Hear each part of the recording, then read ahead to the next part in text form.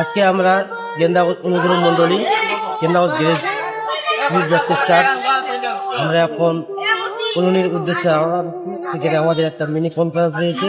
সেখানে আমাদের গেন্দাগঞ্জের গিটার আমরা সবাই একসাথে যাচ্ছি, সেখানে সুন্দর সহযোগিতা করবো।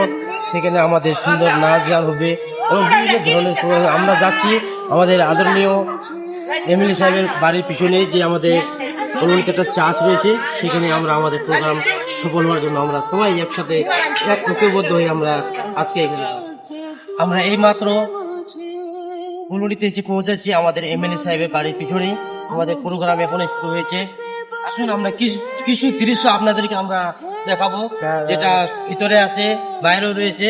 সেইগুলো দৃশ্য দেখার জন্য আমার সহকর্মী আশিস দাস উনি আপনাদের দেখাবে। আমি আপনাদের কাছে অনুরোধ করছি এই ভিডিওটা শুরু থেকে লাস্ট অবধি দেখবেন, শেয়ার কমেন্ট লক্ষ্য। আমাদের অলরেডি ফাঁকা হয়ে গেছে।